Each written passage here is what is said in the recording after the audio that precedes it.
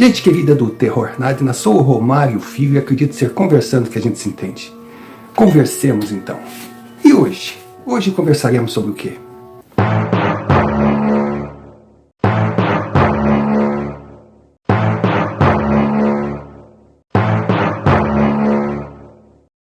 O meu nome é Plínio Ferraz. Estou escrevendo essa mensagem a pedidos. Na verdade, eu procuro respostas. Sou um rapaz comum, um cidadão sem rosto, como vários que vagam por aí, do que chamam de convivência social, esquecido nos porões do anonimato. A minha vida é normal. Eu uso esse normal por ser o que eu aprendi com a minha mãe, que me dizia: seja educado com você mesmo. Não diga o que está pensando quando for falar a seu respeito, porque se não fosse isso, eu diria: minha vida é um saco. A minha vida, se eu fosse contar o dia a dia, no final eu teria que colocar sempre: isso é uma gravação. Cara, é o cotidiano. É o cotidiano. É aquela coisa que se repete. Aquela vida que a cada minuto vai tirando o encanto de viver. Mas a gente tem que continuar. Estudei muito na minha juventude, me formei advogado e trabalho como estagiário num escritório. Bom, estagiário é piada, né? Todo mundo vive rindo de estagiário, porque estagiário é o que mais faz, o que mais erra, o que mais tenta acertar, o que mais ouve piada, é o que menos ganha. Mas dizem ser esse o caminho natural para quem um dia sonha em ser um grande advogado e não tem um padrinho. Na minha vida pessoal, só existe um nome. Existiu, voltará a existir, não sei dizer. É Ana Paula. Ana Paula não é o amor da minha vida. Ana Paula é o meu tudo. Todos os meus planos, todos os meus ideais, tudo da minha vida girava em torno de Ana Paula. Eu a conheci, nós dois ainda crianças, os dois com 16 anos, começamos um namoro, fomos o primeiro em tudo um do outro, o tempo passou, só que de repente nós tivemos um desvio de curso, desvio de caminhos. Do nada nos tornamos dois estranhos. Aquilo que eu queria para ela não tinha interesse nenhum, e aquilo que ela desejava para mim era uma loucura. Sabe? Eu pensava num bom emprego, uma vida estável, ganhando um bom dinheiro, tendo a minha casa, o meu carro, meus filhos, 30 dias de férias por ano, podendo viajar, conhecer o mundo. E ela pensava em arte. Quando criança ela foi arteira. E agora, na fase adulta, se tornou uma artista. Ela queria aprender, ela queria cantar, ela queria tocar vários instrumentos, ela queria dançar, ela queria interpretar, viajar o mundo em teatro. Eu me tornei um burocrata previsível. Ela, uma cabeça louca criativa. Há muito tempo eu já percebia que a nossa relação estava esvaziando.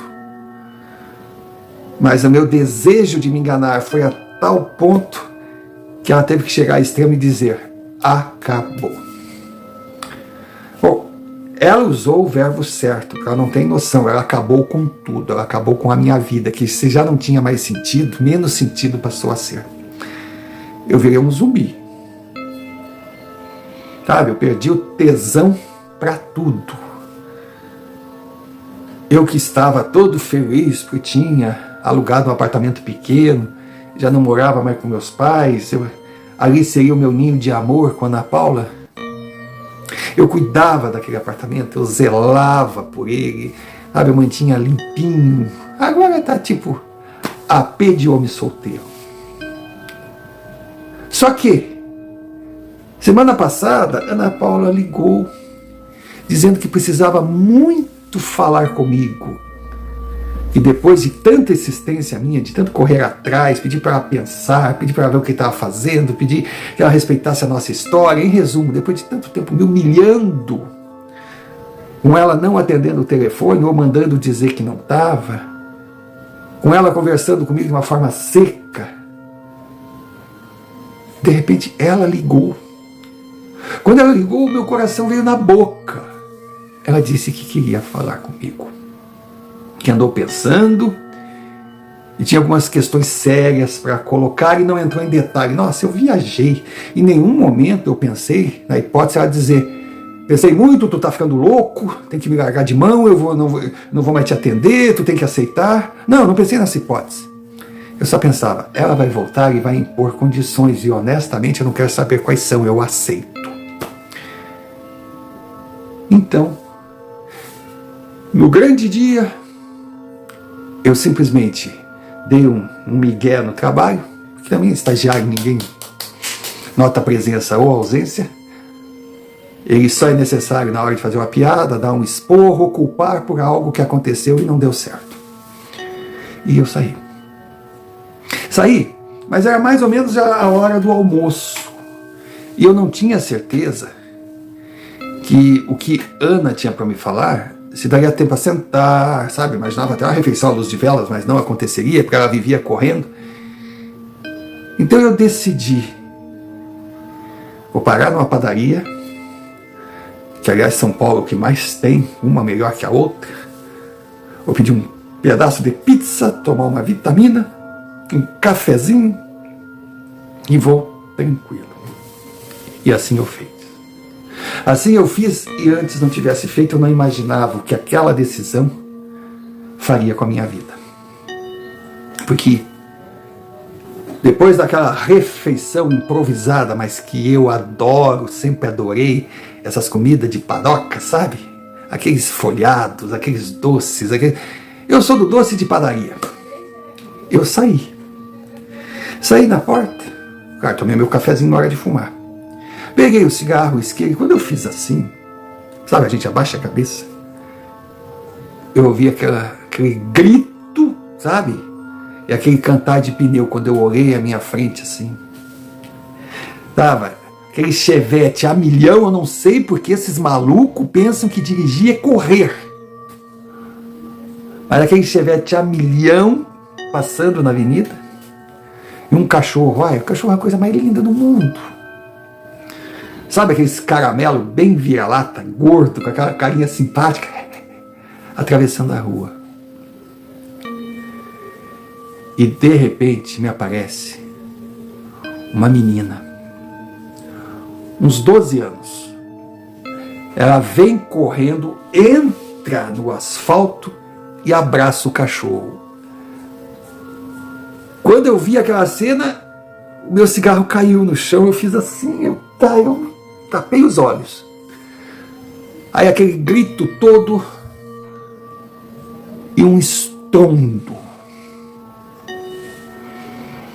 Quando eu olho, eu vejo aquele Chevette partido no meio, para ter uma ideia da velocidade, depois de pegar um poste, e aquela menina abraçadinha no cachorro, saindo caminhando, o cachorro com carinha assustada, ela dizia: vem amor, vem, tá tudo certo, tá tudo certo.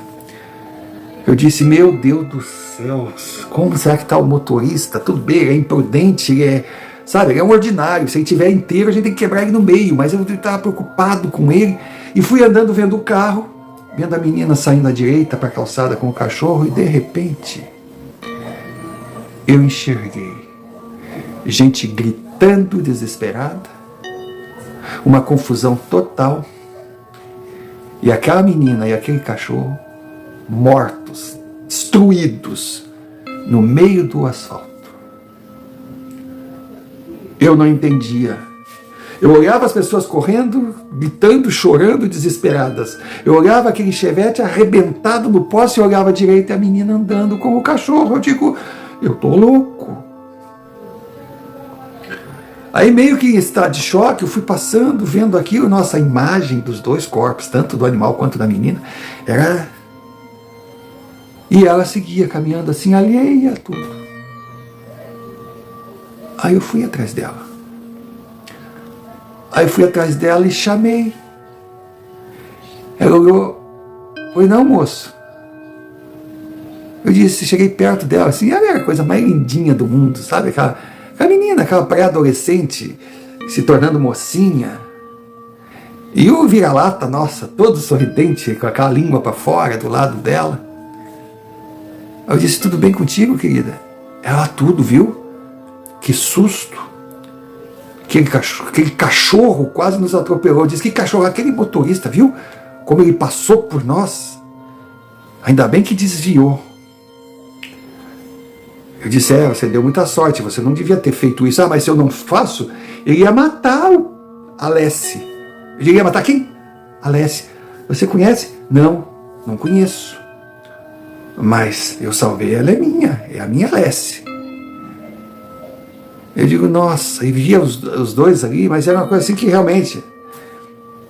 Eu digo, e o teu nome, querida? Meu nome é Flávia. Eu digo, Flávia, o que tu vai fazer agora, Flávia? Agora eu vou para casa, mas eu vou ter como pensar como minha mãe e meu pai vão aceitar a Alessi, mas ela é minha. Eu digo, não, claro.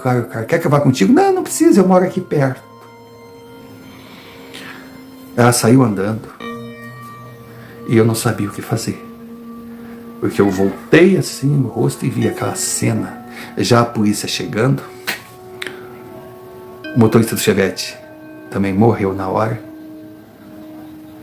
E um acompanhante, estava chegando a ambulância, chegando tudo, estava sendo levado para o hospital, mas também, olha, eu vi o estado daquele rapaz, eu disse, nossa, tomara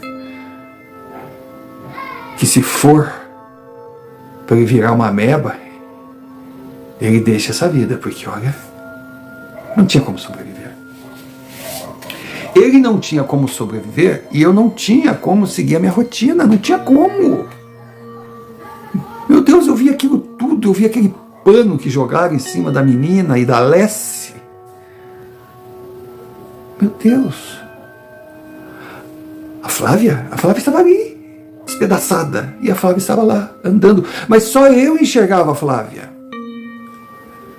Aquilo era muito para minha cabeça, Eu nunca pensei que apareceria algo mais importante do que ir me encontrar com a Ana Paula, mas eu não tinha condição, porque dentro do significado daquele encontro e o meu estado de espírito, o que eu diria para a Ana? Eu contaria essa história? Eu tentei ligar para ela, mas ela não atendeu de jeito nenhum. Como eu estava ligando para o trabalho, com certeza, eles deviam estar na hora do almoço. Ela podia até estar vindo para me encontrar. Aí eu pensei, bom, então deixa estar. Eu vou seguir aquilo que havia determinado seguir. Aí fui até o restaurante marcado, ela não estava lá. Eu disse, menos mal. E aquele local que a gente tinha marcado tinha uma coisa muito bonita que eu gostava, que era tipo assim uma placa, não sei como é que eu vou chamar, é uma placa, que as pessoas iam e deixavam os bilhetes ali, os recados, compra-se, sei lá, marmelada, vende-se abacaxi, eu tenho um gato para adotar, e também deixavam recados, eu estive aqui, sabe, mural o nome daquilo, Então eu peguei e escrevi. Cheguei para a garçonete, pedi um papel, uma caneta, ela não me deu a mínima. Também muito movimento, mas eu digo, poxa vida, se eu voltar com a Ana Paula, eu vou dizer para ela que eu não quero mais vir aqui, ou atendimento ruim. Mas eu fui no carro, peguei um papel, eu deixei um recado ali e fui para casa. Antes, por conhecer a minha mãe, que era de me ligar toda hora para saber como é que eu estava, como é que eu não estava, de repente ela ia ligar pro meu trabalho, nossa senhora, se eu não atendesse, sabe, essa coisa toda, ou se ela liga para casa de noite, que eu não sabia onde eu ia estar à noite. Eu passei da minha casa também, Aí eu imaginava que não ia ter ninguém em casa, porque por volta de meio-dia todo mundo saiu para trabalhar. Eu deixei outro recado. Hoje é o dia dos meus bilhetes. E fui para o meu apartamento. Fui para o meu apartamento pensando o que eu ia fazer. Eu tinha que ter uma explicação sobre aquilo que tinha acontecido comigo. Meu Deus, estava cheia aquela rua. Só eu enxerguei Flávia e Lacy seguindo. Ninguém mais. Mas como eu ia enxergar os dois seguindo, com aqueles corpos arrebentados, eu estava para enlouquecer, O que eu ia fazer? E nessa de enlouquecer, eu dormi. Dormi e acordei assustado, acordei com choro. Quando eu olho no meu quarto, tá ela, a menina, abraçada no cachorro, chorando, dizendo que estava com frio. Estava realmente uma tarde muito fria, era inverno em São Paulo. Aí, o primeiro impacto do momento do acidente, eu acho que me anestesiou. Eu já olhava aquelas duas criaturas que com certeza não estavam mais no mundo dos vivos, mas por alguma razão não sabiam, estavam perambulando e por outra razão mais inexplicável possível, eu enxergava. Aí eu fui, conversei com ela, aí perguntei por que ela não tinha ido para casa. Ela disse que tinha ido, mas fugiu de casa. Eu disse, mas fugiu de casa? Como é que pode, menina? Não, eu fugi de casa porque o meu pai disse que a Alessia não pode ficar, a Alessia vai ficar comigo, só que eu fugi de casa e não trouxe casaco, eu tô com frio. Agora imaginem a minha situação. Com aquela menina, achando que tinha fugido de casa, sem saber que estava morta. E eu testemunhando aquilo, sem entender por quê, porque eu nunca tive essas, pelo menos não sabia, essas mediunidades, esses poderes todos. Mas já era tarde. O que eu ia fazer? Aí eu perguntei se ela queria comer, ela disse que queria, eu peguei comida para ela, peguei comida para a Alessia, que comia, aquilo era um boi. Aí peguei um casaco meu, ficou gigantesco, ela vestiu. Tá bom, tá quentinho? Ela, tá, obrigado. Eu digo, onde é que tu vai? Agora, não, eu vou. Não, tu não vai a lugar nenhum, tu vai ficar aqui. Vamos combinar o seguinte, fica na minha casa.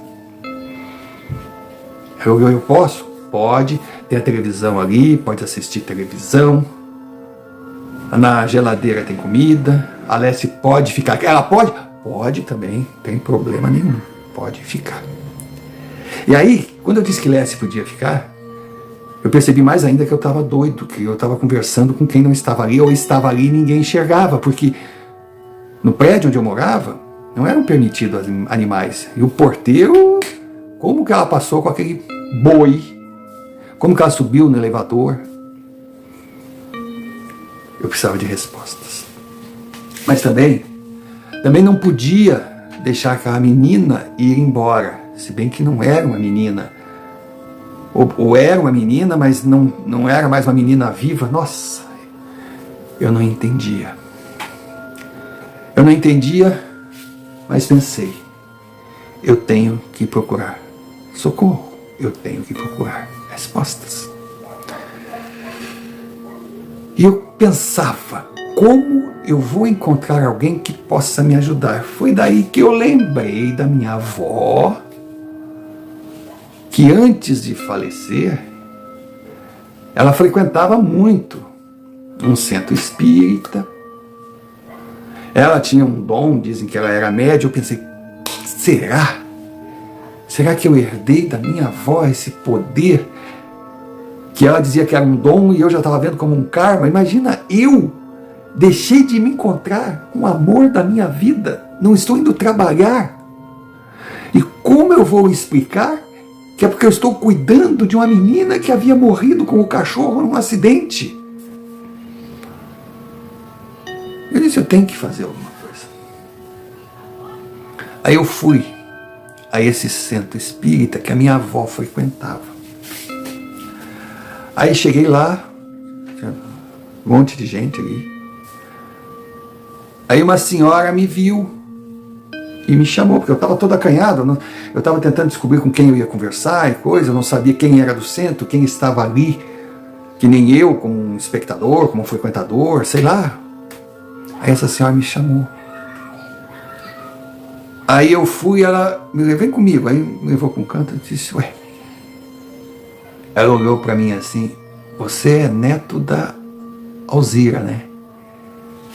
Eu disse, agora está explicado. Essa senhora deve ter conhecido a minha avó, que tinha falecido há 2 anos, 3 anos. E com certeza a minha avó deve ter mostrado fotos minhas, cara, tinha um monte, eu era o netinho da vovó. Eu digo, sou. Que bom que você veio. Fico feliz.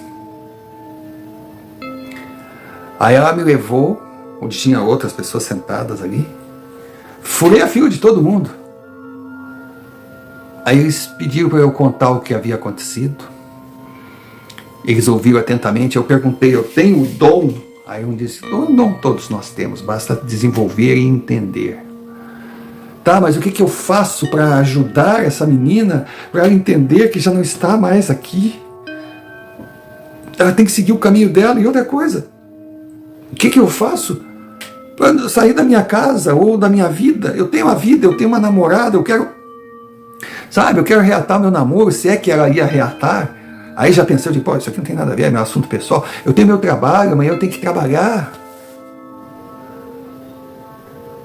Aí essa senhora, que tinha me chamado, a dona Carmen, disse, meu querido, fique em paz. Vá para casa, vá para sua vida. Vem aqui amanhã, que nós vamos agora nos reunir e buscar uma alternativa para que você possa administrar o seu problema. Eu digo, poxa, muito obrigado.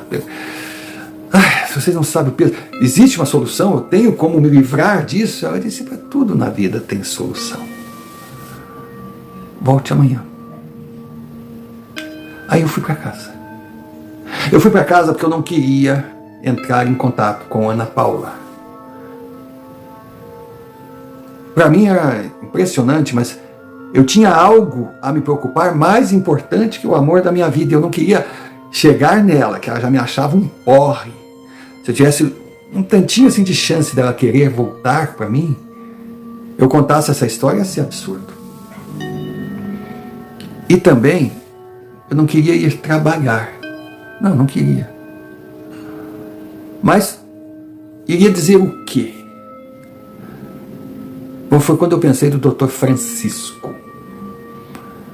Eu digo, eu vou para casa, eu não vou para o trabalho amanhã, eu vou sumir, não vou atender telefone, não vou fazer nada, vou me concentrar nisso. E cheguei em casa torcendo para que eu não tivesse visitas, mas eu tinha. Os dois estavam dormindo na minha cama. A menina e o boi. O boi ressonava. E outra coisa, ele estava de lado assim, abraçado na menina. Achei aquela cena tão linda e pensei, nossa, ela tem razão. Ela tem que ficar com esse animal. Seja lá aonde estejam eles, porque no mundo dos vivos não estavam mais, seja lá para onde eles vão. Mas eu peguei aquilo como uma missão, não sei, por que eu estava enxergando? Por que eu estava enxergando?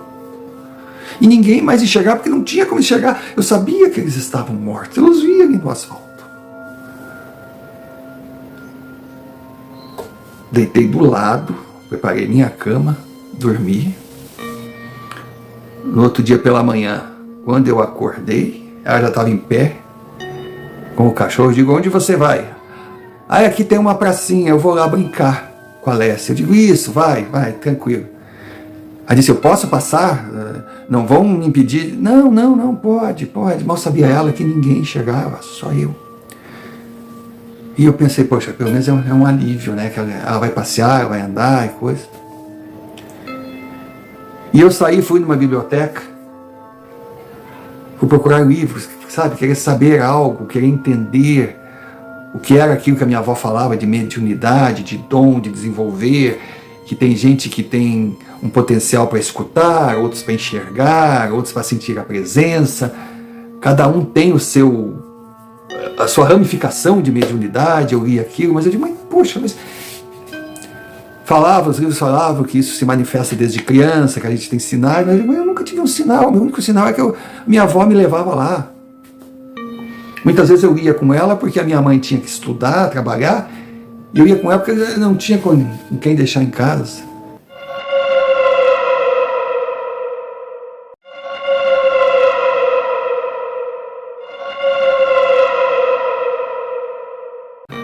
Pausa para um pedido. Aquele pedido de sempre.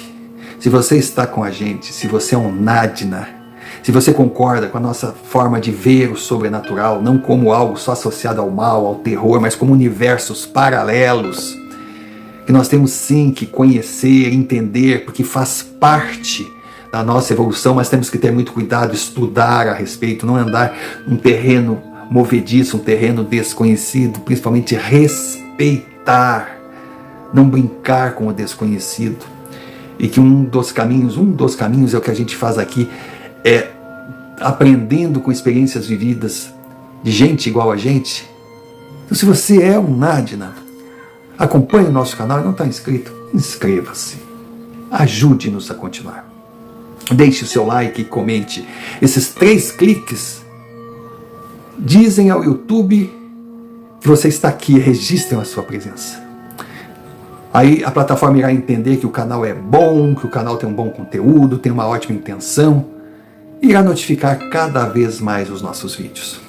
E se achar que a gente merece, não envie-nos um Pix, qualquer valor. Dinheiro é fundamental. Se preferir, o QR Code está aqui na tela.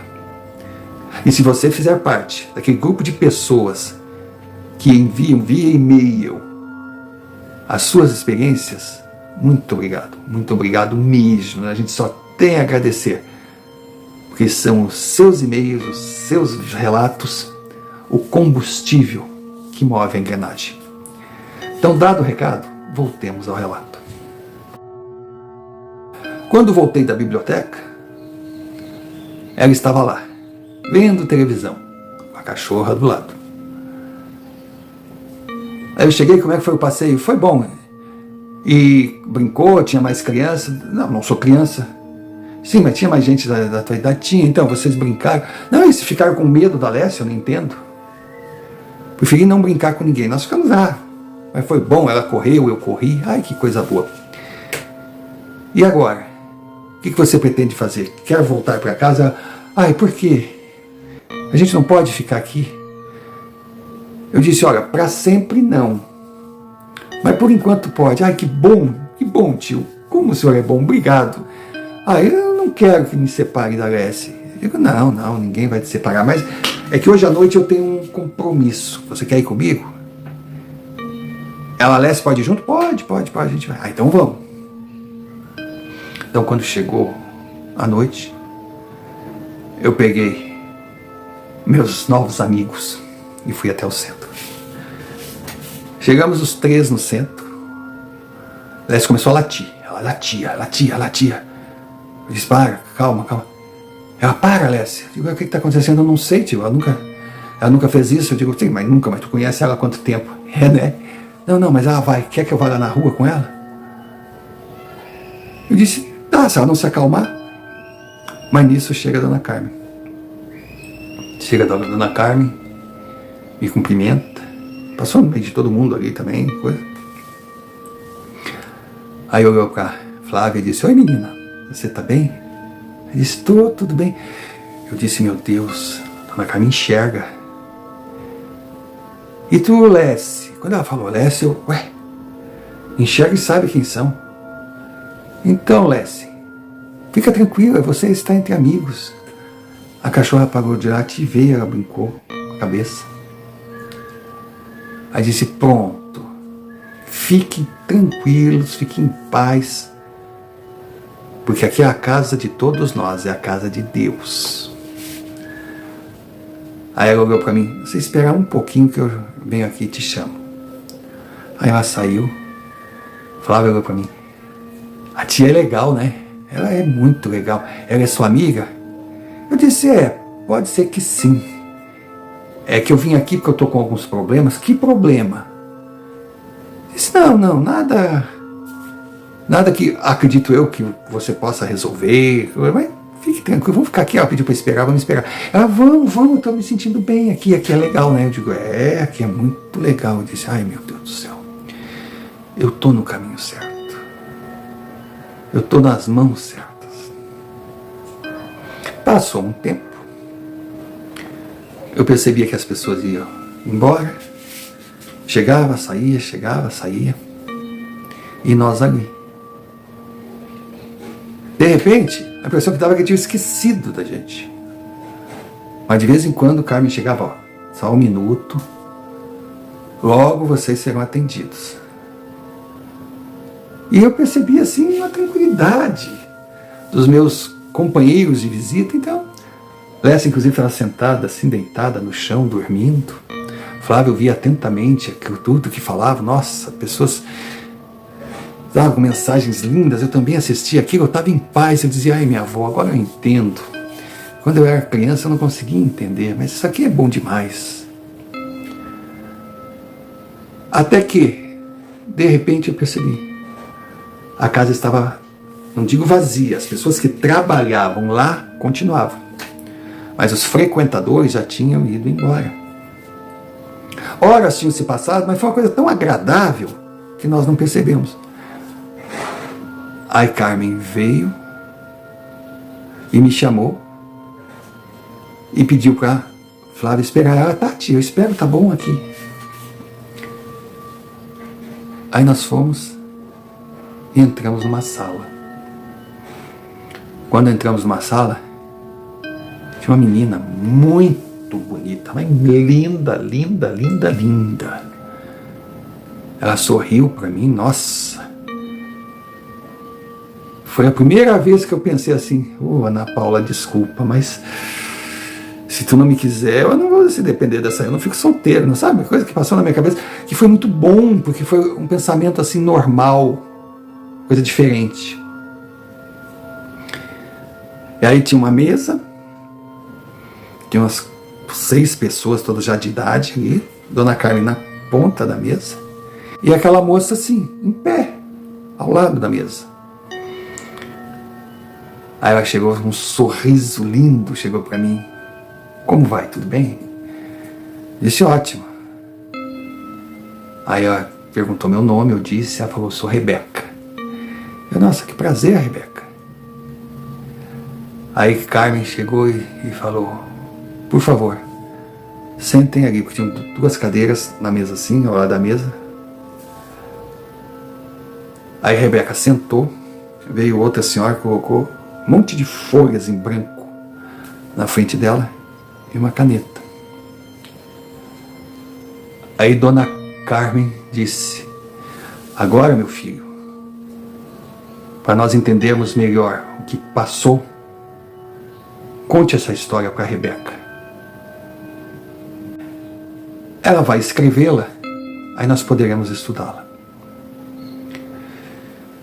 E como eu disse, atendendo o pedido, eu escrevi essa mensagem. Senhor Romário, como vai? Talvez o senhor não esteja entendendo o que acontece aqui, então deixe que eu me apresente.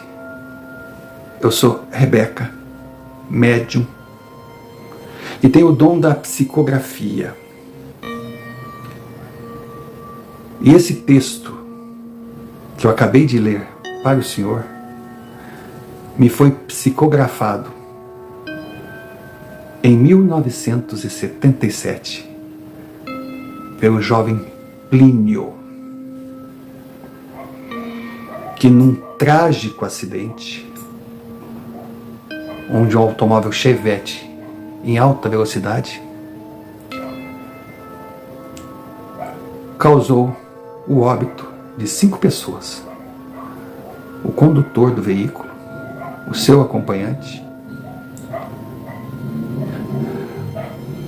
o da menina Flávia, o da sua companheira Lessie. Não se surpreenda se eu coloquei Lessie como uma pessoa, é uma longa história. Acho que agora não vem ao caso. E também a morte do jovem Plínio. Sr. Romário, é o que o senhor entendeu. Desculpe a forma que eu optei em enviar esse meu relato, porque eu acreditei que seria a melhor para que o senhor entrasse na história e entendesse. Plínio, embora ele não soubesse, ele não deixou o cigarro cair da mão. Quando ele viu aquela jovem abraçada no cachorro no meio da rua, ele correu em sua direção para tentar empurrá-la. E também foi atropelado. Após o atropelamento, o carro se desgovernou e bateu no poste. Então Plínio não soube naquele momento o que aconteceu com ele. E como tábua de salvação, ele segurou a menina e o cachorro nesse plano. Nós tivemos que fazer entender que ele tinha que liberá-los, pois eles tinham que seguir o seu caminho.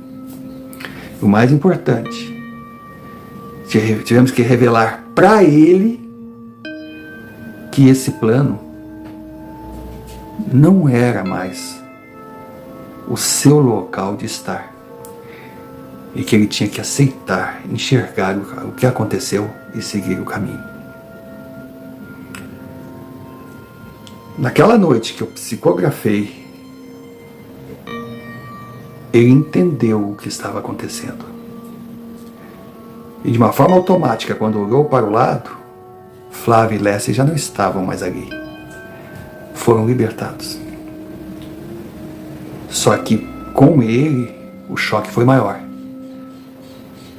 E foi um longo caminho até fazê-lo entender que ele tinha que seguir a sua trilha.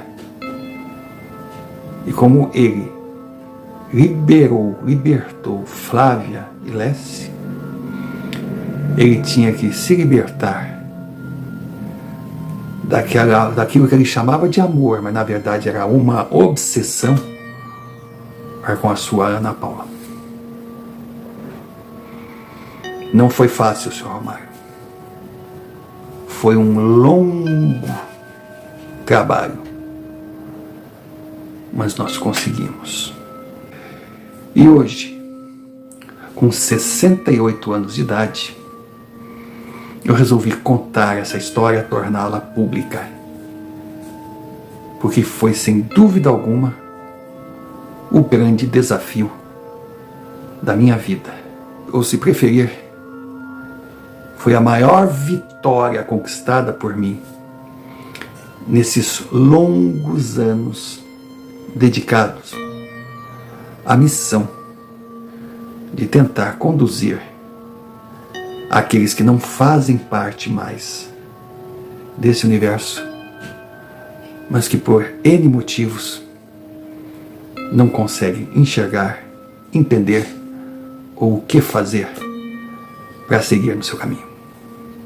Porque a maioria esmagadora das pessoas consegue entender e aceitar a existência de vários universos paralelos, mas poucos têm a sensibilidade para imaginar o limbo, o vácuo absoluto existente entre eles, a serem enfrentados por espíritos desencarnados que por alguma razão não fizeram a transposição natural e ficaram no meio do caminho. Eu escolhi o seu canal por reconhecer a seriedade que aborda esses assuntos. Quero aqui deixar registrado um pedido, um recado. Mediunidade é um dom que todos nós temos, é inerente ao ser humano. Alguns mais desenvolvidos, outros quase que imperceptíveis, mas eles estão presentes a cada segundo da nossa existência. Você pode ser a única chance de um irmão desesperado precisando de ajuda. Se em algum momento de sua vida perceber um pedido de ajuda, um pedido de socorro, uma tentativa de contato, independente da forma que se manifeste, não ignore. Procure entidades sérias, procure pessoas que realmente se dedicam a esse lado da existência e busque ajuda, busque apoio para que possa ajudar e apoiar alguém que muito precisa.